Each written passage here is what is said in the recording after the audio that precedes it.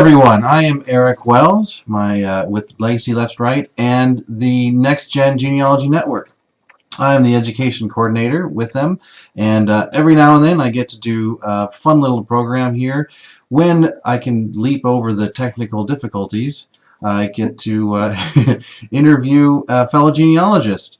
And today, I am very pleased to bring you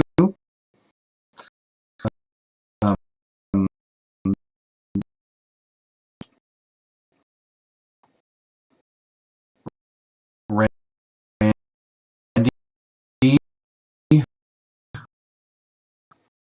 Why?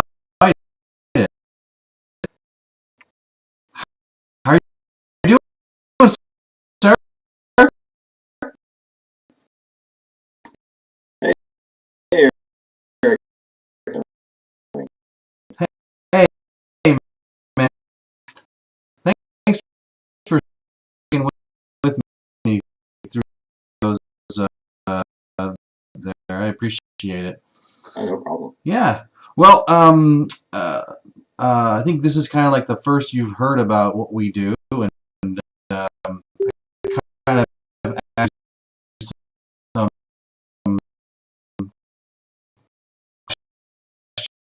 questions.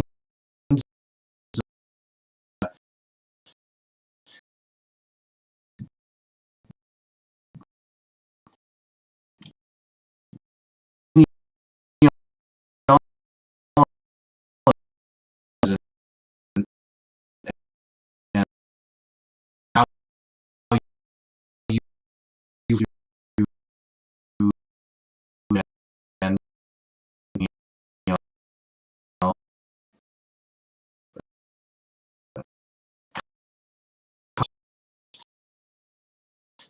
the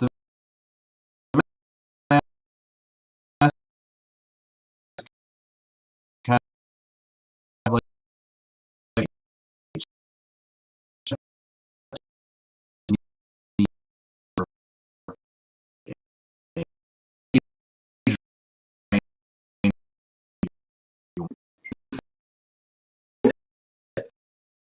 of like what how to start getting genealogy. Developed in middle school. Kind of a two-pronged attack. Great-grandmother, interested in family lore to some degree. Lived next to a cemetery. We lived next to a cemetery, and whenever she would come visit, we'd walk the cemetery grounds looking for unique headstones. The oldest date in the cemetery, people that might be related, etc.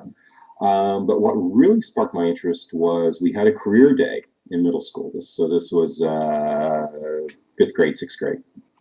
And I really wanted to go into the meteorologist's session, but it was all full. And they bounced me to the next room, and we had a genealogist there for some reason for a career day for middle school. Oh, cool. And yeah, and I became hooked from that point on. I had one of those little small 3 by 4 inch spiral notebook, the little flip folder type kind. And it was just junior reporter interviewing my parents, interviewing my grandmother, asking about details on the family, and took off from there. So that was about 35 years ago. Wow, you got into it really early then. And it was out of like a little school program that I think I don't see very many of those in the school now and then or anymore. Right, but, right. That's really cool. So 5th grade. And so the cemetery that you guys live next to, was it a very big one? Because here in Missouri, we've got like all of these little tiny cemeteries all over the place, and then every now and then a really big one. Mm-hmm. Yeah, no, this was a large one. This was one of the main cemeteries for the entire town. So it was probably 100 acres. And this is in Texas? Yes, Northeast Texas. Wow, so you could kind of just like stroll through there and get lost amongst the names as a kid. Oh, yeah, absolutely. So I grew up in California, and I could stroll up into the mountains and get lost in there. But you, on the other hand, you get to go through a cemetery. Yay!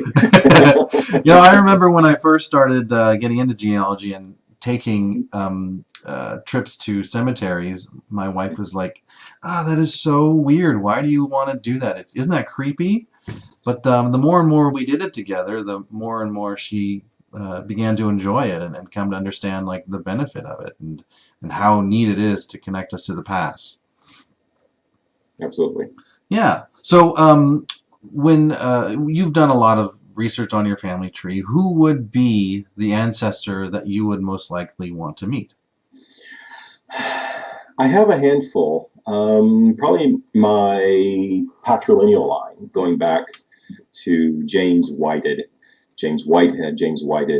I know enough about. I don't know who his parents are confirmed yet. I have some clues with some documentation and DNA, but I don't know exactly who his parents are. But I know I have tidbits of his life from different sources, either a letter in a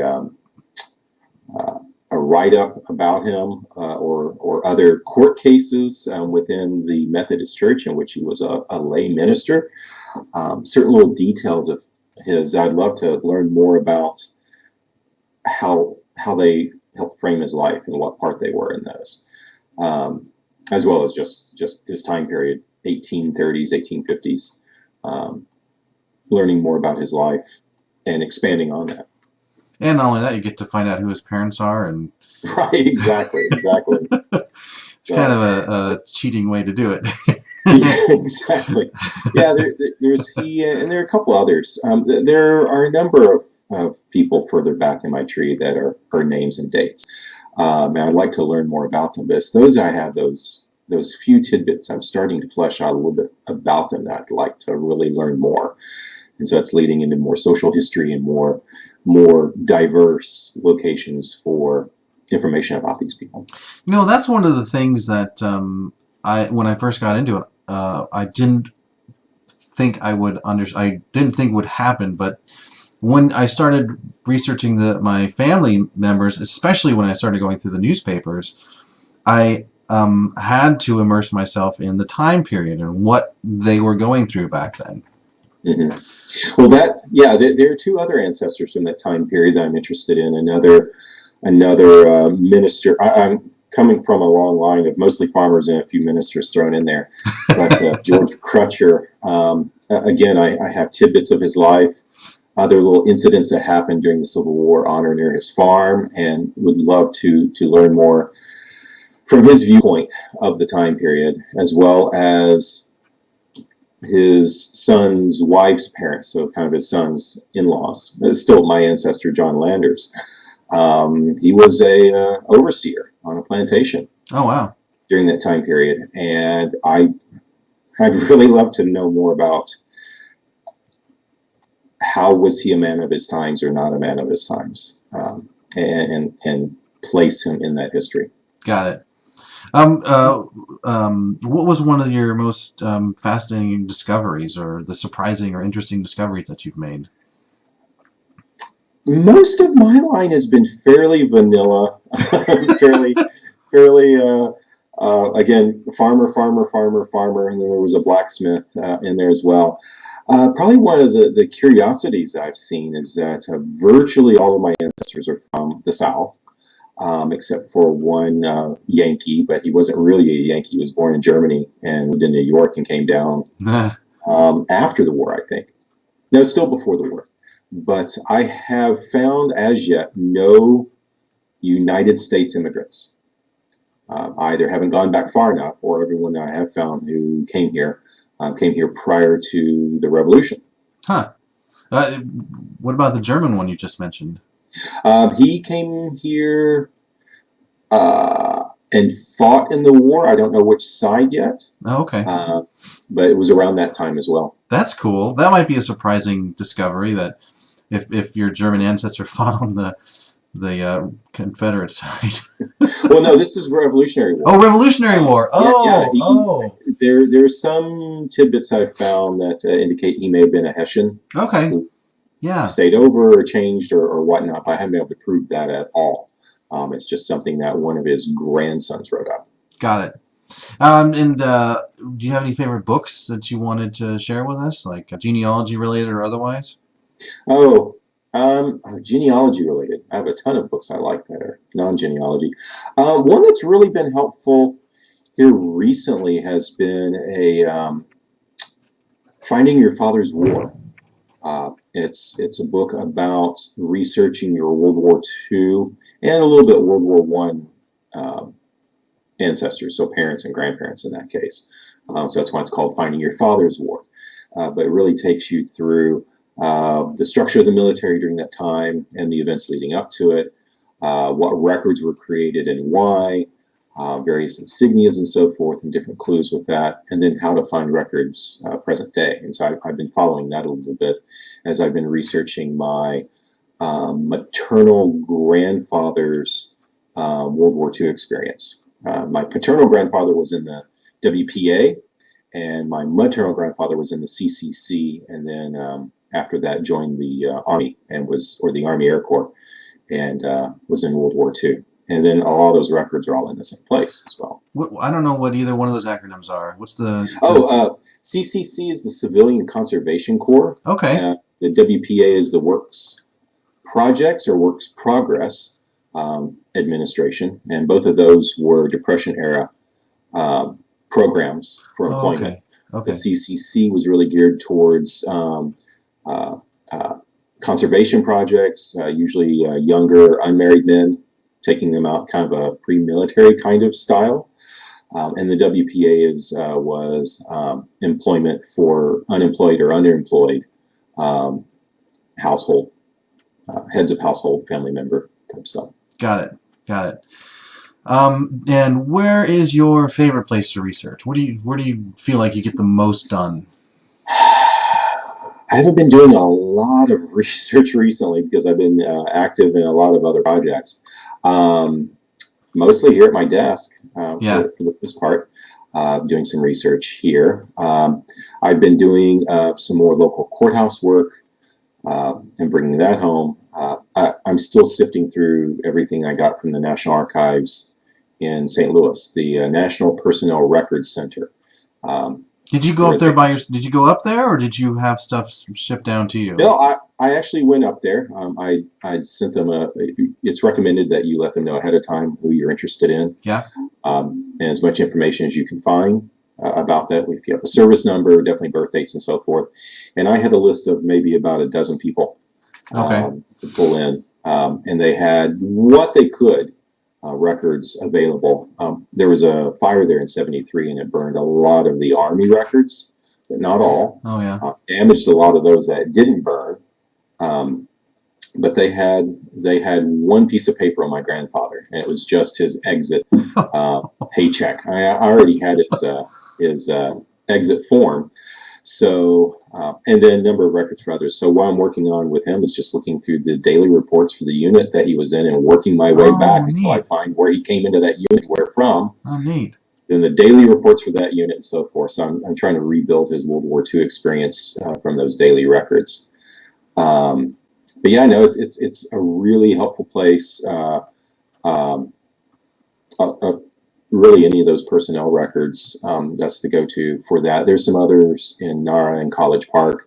I'm not well versed on everything, but that's been my high point so far. I'm probably going to go back up there probably sometime in August and try to close out the rest of his war experience. I had a lot of other records I was looking at, so I couldn't complete his stuff. I had a great uncle who died in the Navy during World War II, and so I found his death record. And since that wasn't part of the fire, it was a huge stack of, I don't know, maybe 100 sheets of paper that were in there. Oh, wow, for your uncle. Yeah, letters back to his family. Oh, my gosh. Commanding officer notifying them of his death and so forth. And the Inquisition that occurred, about the circumstances, and yeah, lots of it. Actually, that was an interesting discovery. I'd say that was a surprising discovery recently. On my way up there, my mother had mentioned something about her uncle, my great uncle, having died at Iwo Jima, and asked if I could look into that, if they had the records about that where I was going. And so I put in a short notice request on that, and they did pull that file out. And I started reading through it. And he was a cook on a ship, and the ship did participate in the Battle of Iwo Jima and a couple other battles, but he didn't die there. He actually ended up a few weeks later. The ship pulled into dock in Manila, and while he was on shore leave, there were a series of incidents that led to his death while on shore leave. And I was the first person in the family to find out about that, because even one of the letters in that packet noted at the end of the inquiry as to the nature of his death and so forth, it was stamped or handwritten, "Do not release to family." So the family was never told the circumstances. That's where the family legend came from, that he died at Iwo Jima. But that was not the case. He served at Iwo Jima, so he was there, but the circumstances of his death were a little bit different than what was reported to the family. And how did your family react when you told them about it? Well, really, the only one I've really only told my mother, and she was curious, but not someone she had never met. Yeah. Grandmother, I probably would not tell her if she had but she doesn't quite have the mental facilities anyway to process it. But even if she had, I probably would leave that away from there. But yeah, so that was a recent surprising discovery. Yeah. It ended up being not what I thought it would be, and then just it was very touching. They ruled that there was he died through no fault of his own, technically, so his family still received all of the death benefits. Oh, that's cool. Because wife and child, and yeah, a really touching letter from the ship's captain and the minister back to the family. And I'm reading that, and I'm tearing up reading this document. And one of the assistants there at the archives walks by and just, without a word, just drops a couple of tissues at the station while I'm working. I'm thinking, that's really sweet. And then I thought, they don't want me to damage the records. They're doing it for the record preservation and not for you. Exactly. Well, that's really cool. That's pretty darn cool. I do like going. I do a lot of work behind my desk, but I love going to courthouses and the archives and stuff like that. So I can totally relate to that. I mean, some great stuff is found outside of on what's online. Oh, absolutely. Yeah, it's surprising the information that you can find in surprising sources online. But ordering a homestead twice, I've ordered someone's homestead record from the Journal Land Office, and a forward written note with some little biography or reading come back or whatnot. I would know anything else about this individual standpoint. Those surprising records are going to come up like that. Snapshots into ancestors. It's like you're breathing life back into the what it's worth. It's more than just dates we always look for. It's I feel like doing them as best as we can. Right. So, what led you? What do you specific area of interest you like working on? And what led to that? The DNA has been the big one. I just recently, in the past 2 years, uh,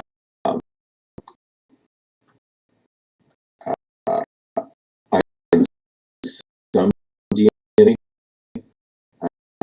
work, even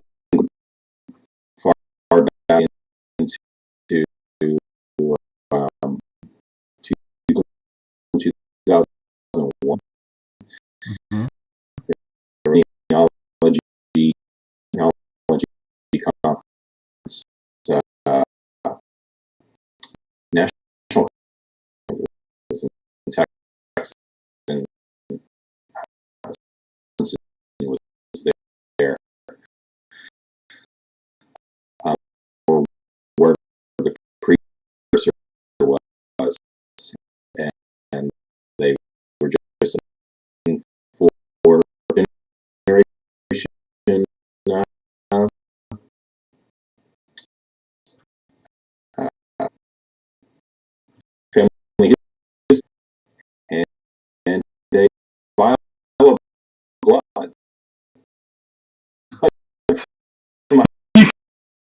Blood. Yeah.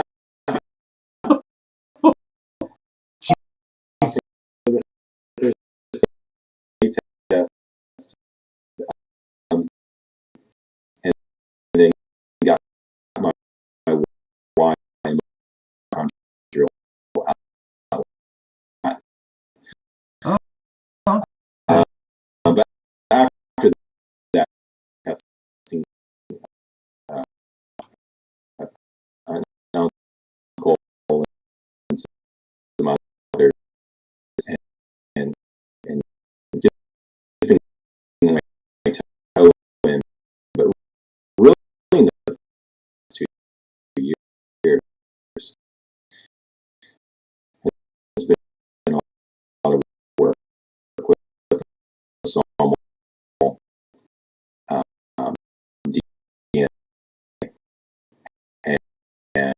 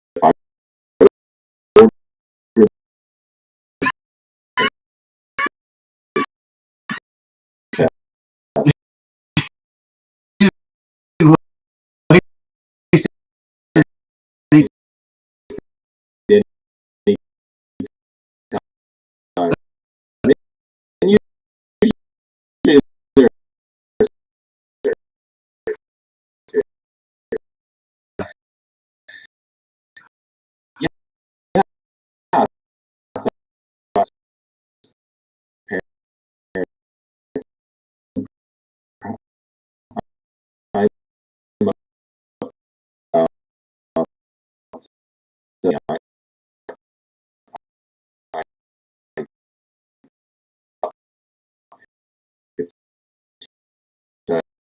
I have about now,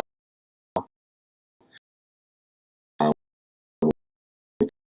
different numbers,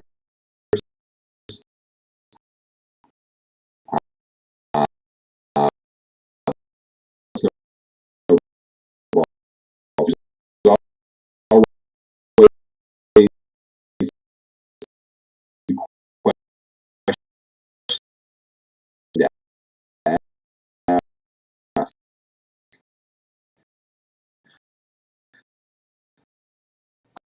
Uh, uh, are they via this great, great, or this great, great, great slide? And the only answer for data is send it to another cousin or cousin Yeah. and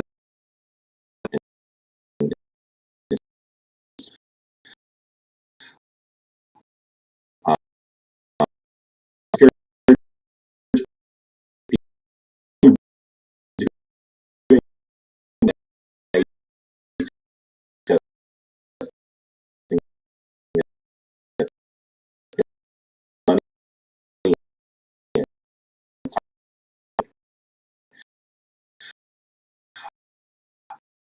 uh, they can't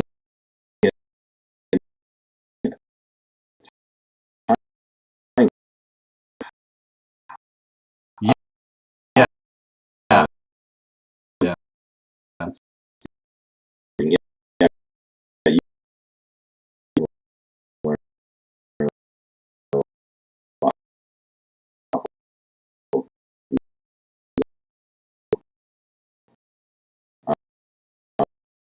Um,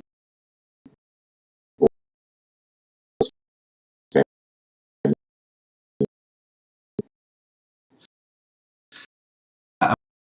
Absolutely. It's a great to pay, uh, to go.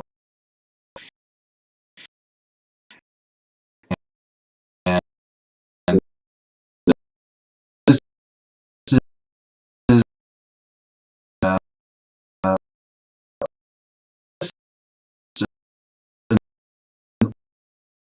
this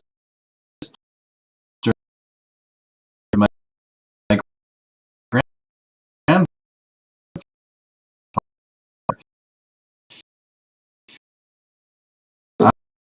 I was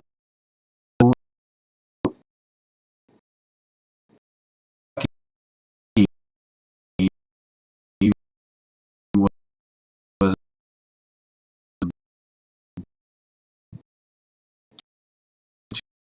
to uh,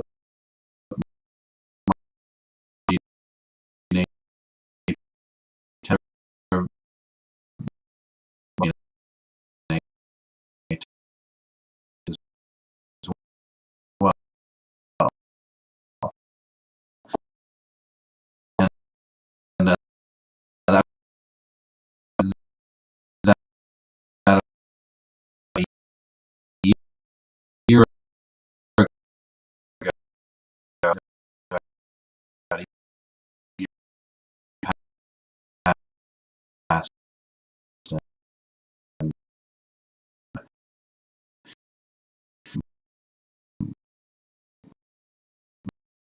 it's sad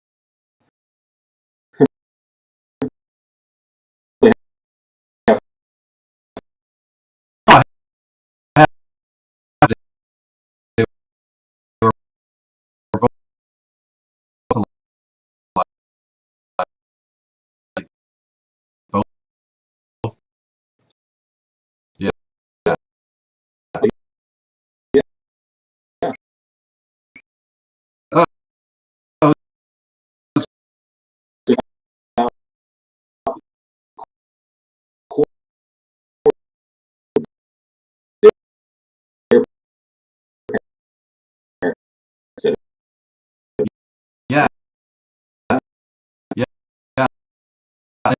And they're